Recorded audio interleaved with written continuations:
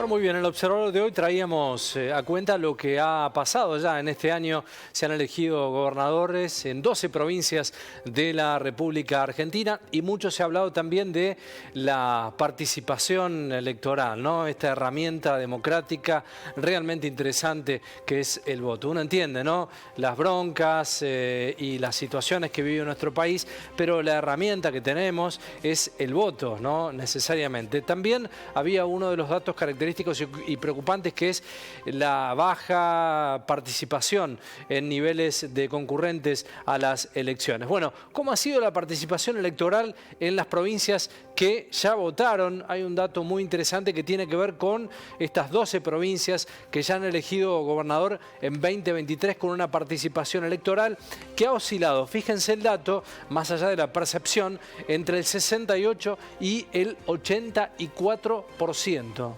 Las elecciones nacionales con más participación desde el retorno de la democracia fueron aquellas del 83 y 89, con el 85% del padrón. Nos tenemos que remontar, fíjense, a la década del 80 en la Argentina, cuando tuvimos características de votación de más de un 80%, un volumen realmente importante. Recordemos que en esa etapa histórica la Argentina venía con una necesidad concreta de expresarse en el voto. Próxima placa. En las generales de 2019 votó el 80% de los electores habilitados y en las legislativas de 2021, con pandemia como contexto, se produjo el registro más bajo, 68%. Fíjense, esa fue la característica definitoria, ¿no?, en pandemia, con un 68%. Datos de provincias: Río Negro, un 68,15%, bajo por cierto. Córdoba también, una tendencia muy baja, 68,27%. Salta, 69,46%. En 8 distritos, la asistencia a las urnas se ubicó entre el 70 y el 80%. Fueron provincias que ya han tenido elecciones: La Rioja con un 70%, Misiones con un 71%, Tierra del Fuego con un 71%, La Pampa casi con un 74%, Jujuy 74,5%, Formosa casi un 75%, Neuquén y San Luis ambas con el 76,2%. Bueno, números bajos, ¿no?, para lo que uno imaginaba de la participación del ciudadano. La década del 80, esto es lo que decíamos recién respecto a las elecciones, las presidenciales, un 85,6% fue la participación de electores en las presidenciales de 1983, que resultó electo Raúl Alfonsín de la Unión Cívica Radical. Un 85,31% en las de 1989, con el triunfo de Carlos Menem en el Partido Justicialista. Un volumen realmente alto, elevado de participación. En la década del 80, el 82,8%. El índice de participación, ¿no?, en 1995, ya también para la reelección de Menem. El 82,32% en 1999, en la que se impuso el radical Fernando de la Rúa, la denominada alianza, que duró realmente poco tiempo en el gobierno.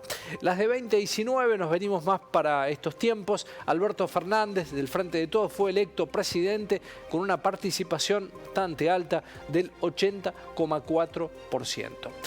Y otro dato también interesante, ¿no?, que han aportado las PASO desde que existen las PASO, allá por 2011, siempre se registra una mayor concurrencia en las elecciones generales que en las primarias. Bueno, tendencias de lo que pasa en el mundo electoral, de acuerdo a la participación de los ciudadanos. Estamos hablando de pisos de un 68% de participación electoral. Por eso nos íbamos en la historia a la década del 80, cuando había excedido ese número y hablábamos del 80-85%.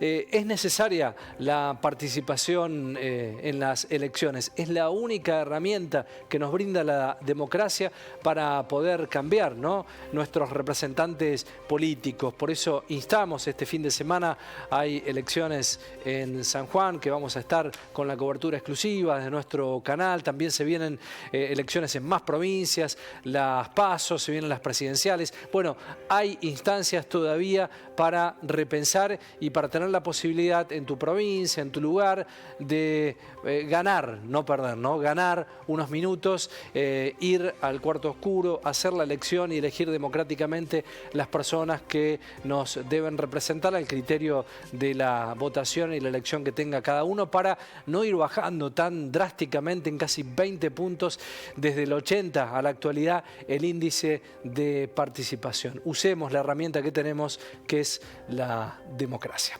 Continuamos con más Bella Tarde, Argentinos.